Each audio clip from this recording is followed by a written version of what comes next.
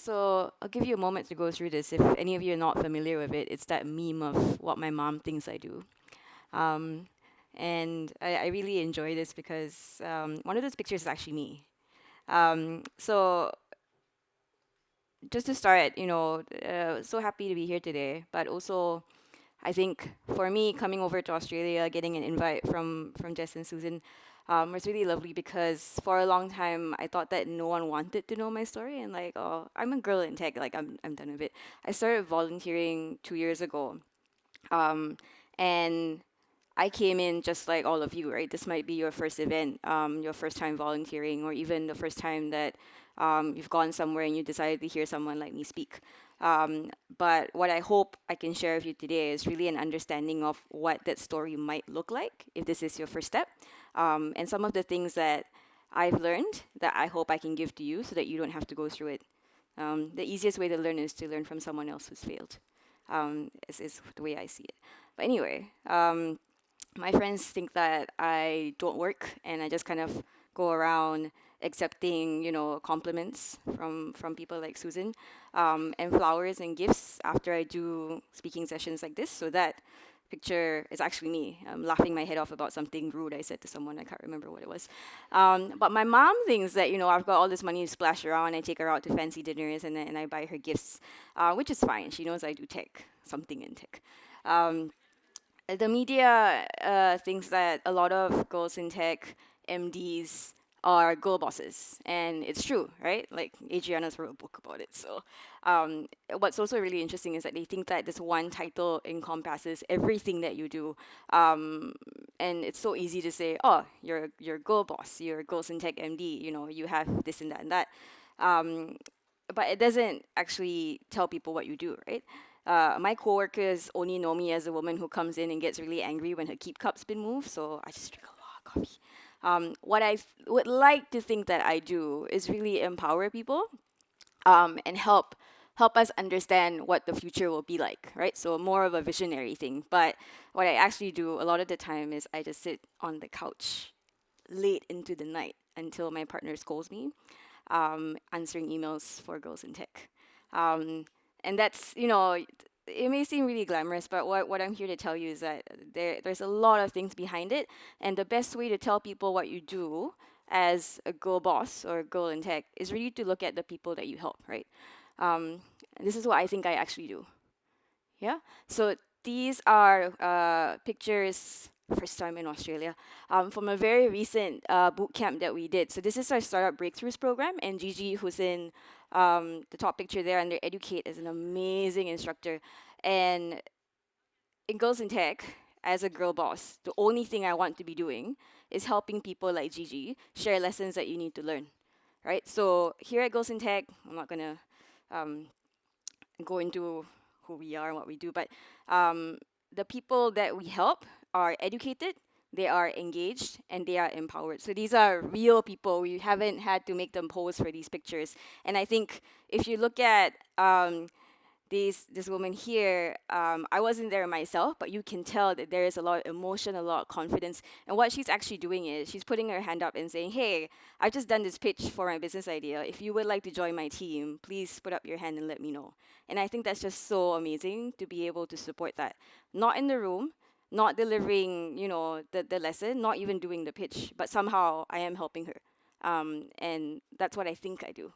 Um, you're entitled to your own opinion about that, I guess. But this is supposed to be the story of a girl in tech, right? So how did I get to this point in my life? How did I get to here? I really like this picture, by the way. So I stole it when they put it out, and then I just stuck it in there. So my career in tech started about, gosh, 7 years ago now. And I am now the head of people at an e-commerce logistics startup called Janio. And I think a lot of the speakers today have gone down very interesting career paths. But at Janio, what we do is we look at all the women buying clothes and all of the people trying to get goods from China or wherever it is where you want to buy your next fancy knickknack. And we say, hey, do you want to get it into Southeast Asia? Let us help you do that. So we actually work with some really great Australian e-commerce platforms, and we bring in stuff to Southeast Asia that would not have reached there otherwise. But as head of people, one of the things I do is, and I heard someone say this at a previous session, I am the iron bitch. So I get to tell people what to do, and I get to tell them why they should do it. And I love my job because doing HR and tech is the most amazing thing in the world because you are creating impact. I don't have to tell people about impact, I just show them what I've done, right? But I was formerly at LinkedIn and Cloudflare, and I've always worked in Singapore my entire life. Um, but this doesn't tell you anything about me, really, right? It's a way of saying this is what I do now. But what I wanted to share with all of you was this. So this is me.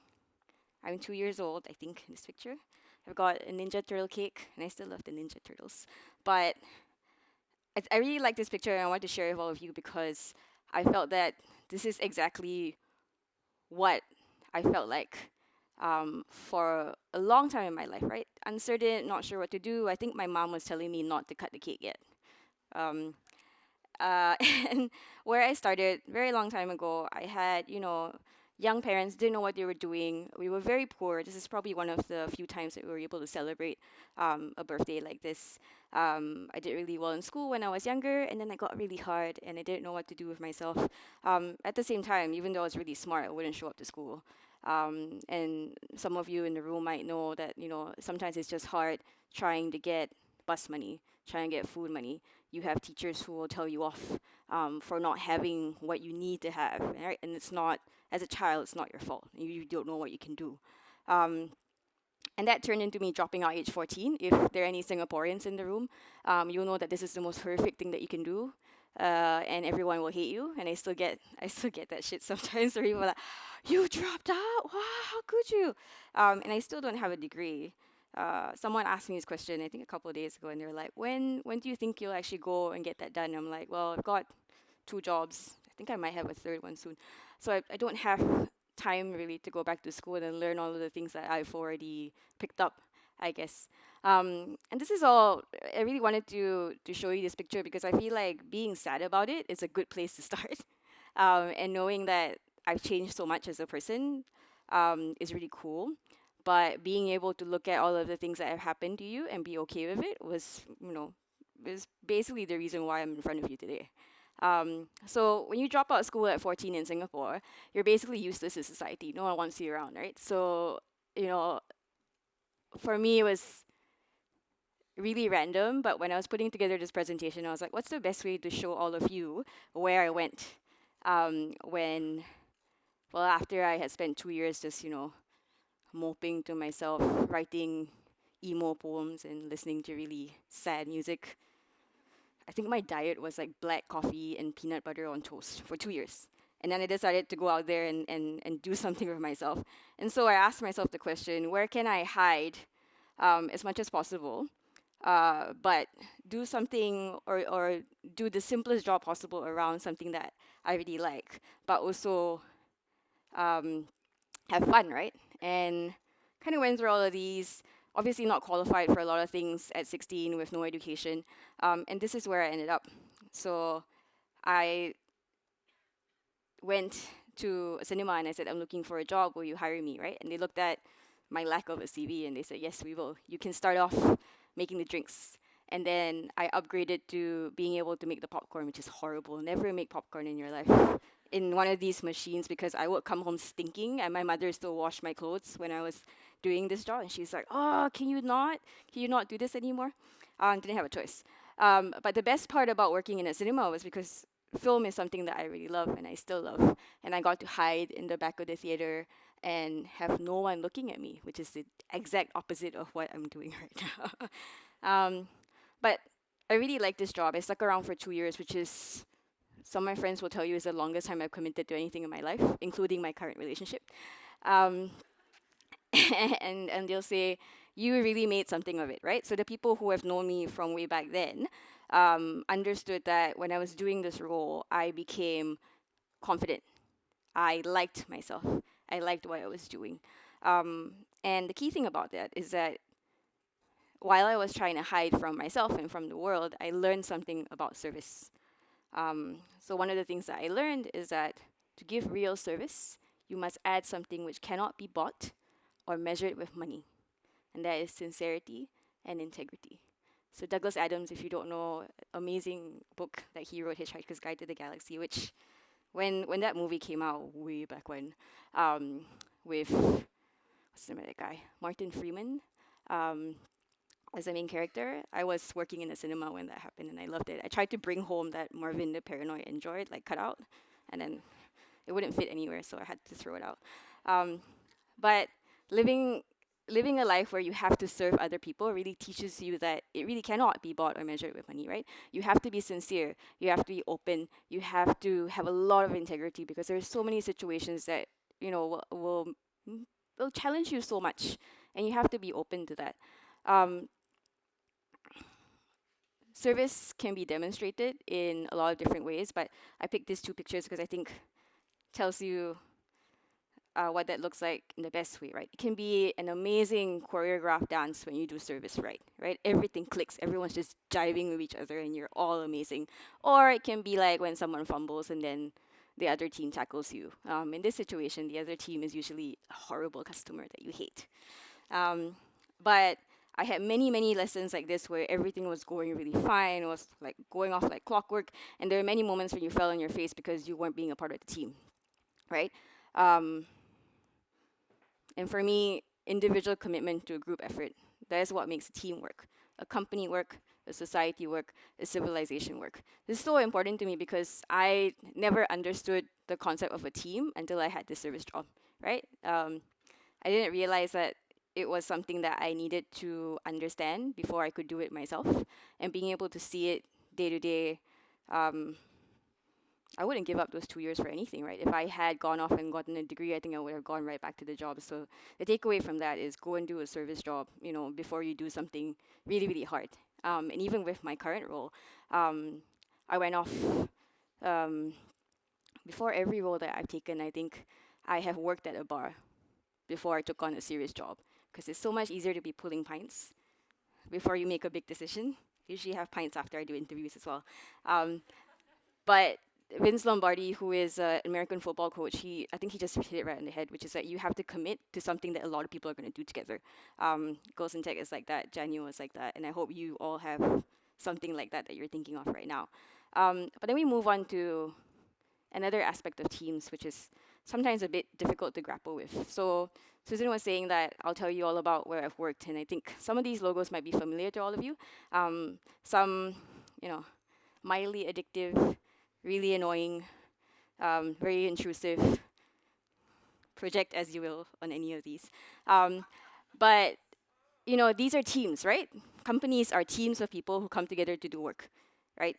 AGT did the Internet of Things before anyone thought it was cool, and I worked for them before the Internet of Things became cool. And I did project management at King, which makes Candy Crush. I did team support, so all of my work in tech has been around service to people, right?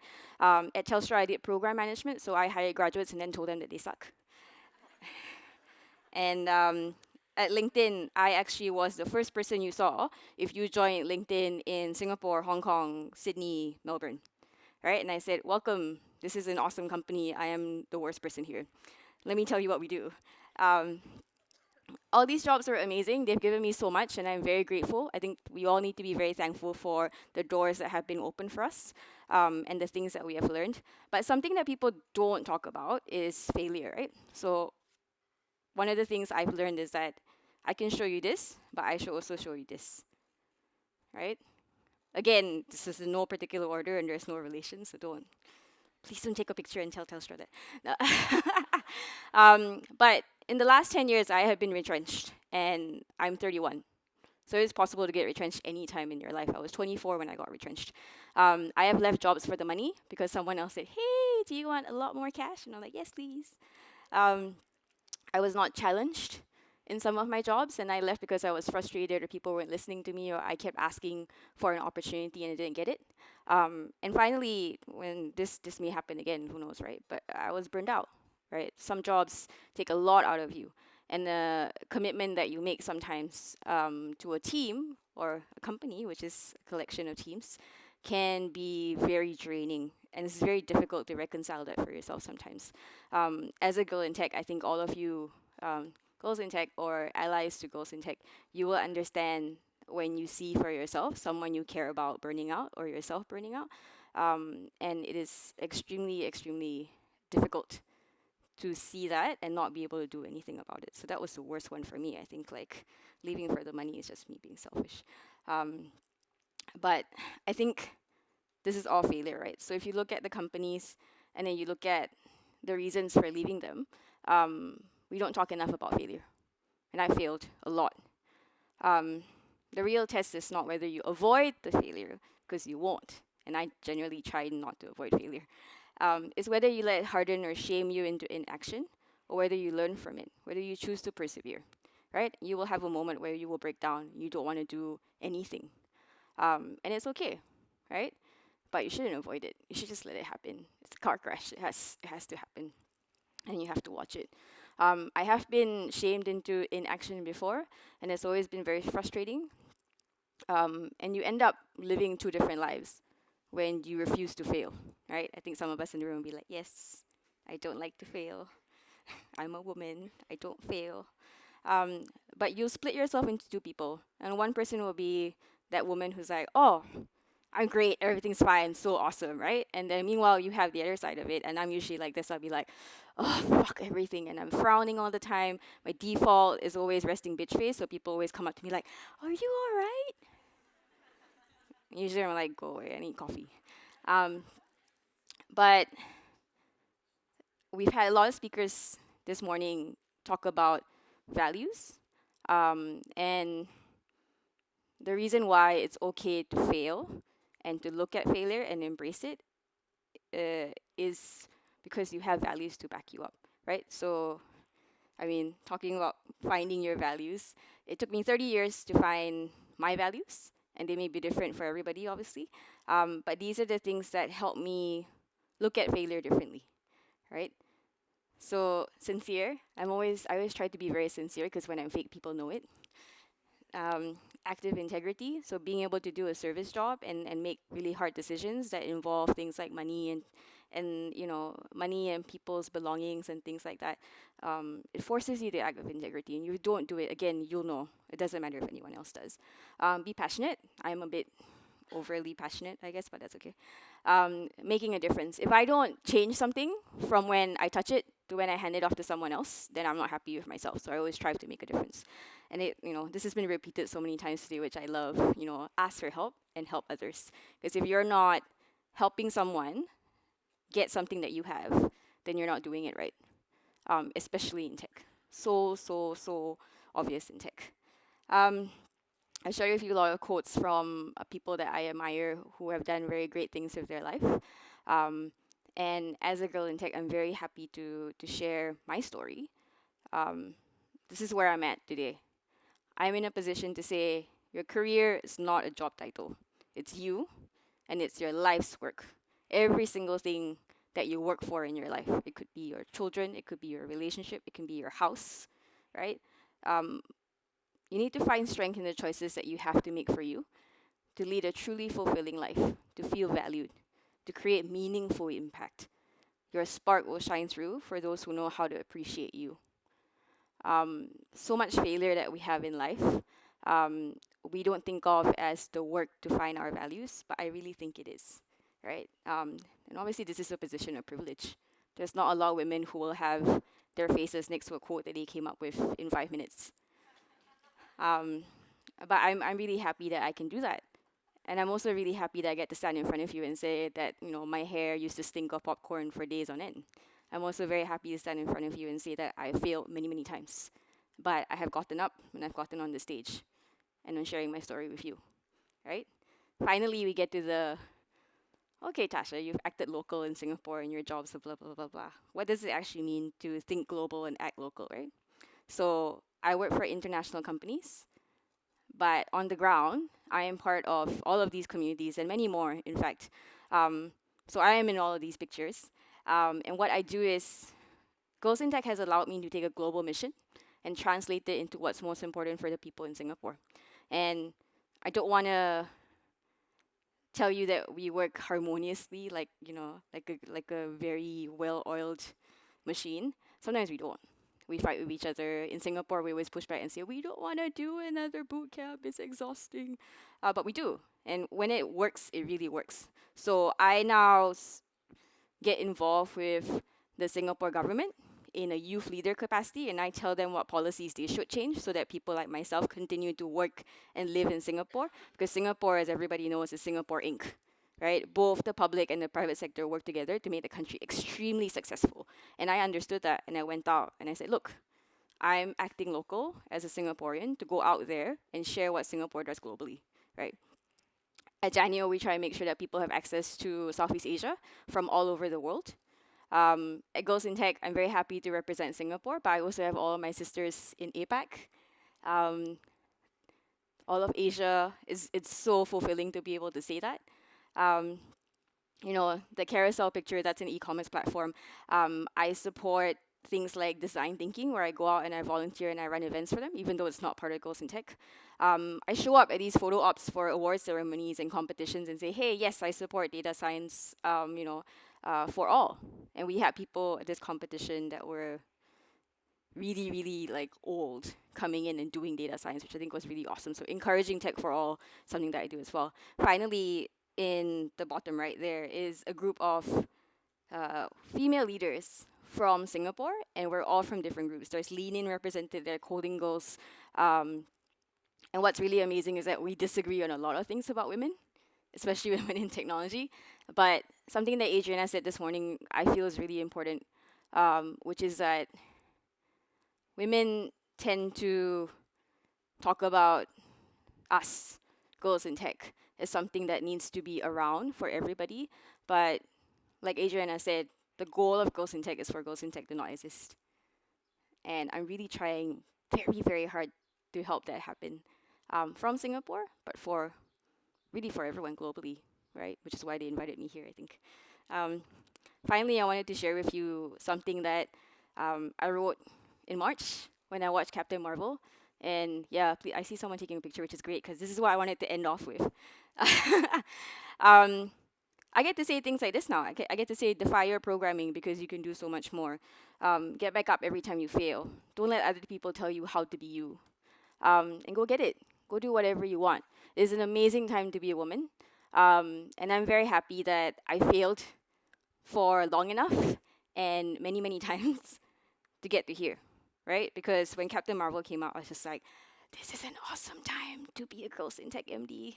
Because I can just take this movie and say, go watch it, and then I don't have to do any work. But lastly, I also wanted to talk about community, right? Because I showed you all these people, and again, showing you a picture, I think someone said that earlier, doesn't tell you what actually happens, right?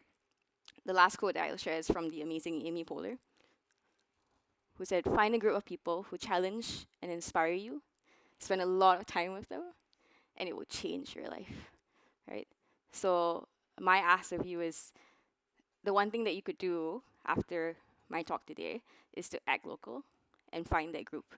I use the word community. I think some people use the word tribe, but you really need to find your people, and then it'll be okay to fail. And then you can really think global and act local. Thank you very much.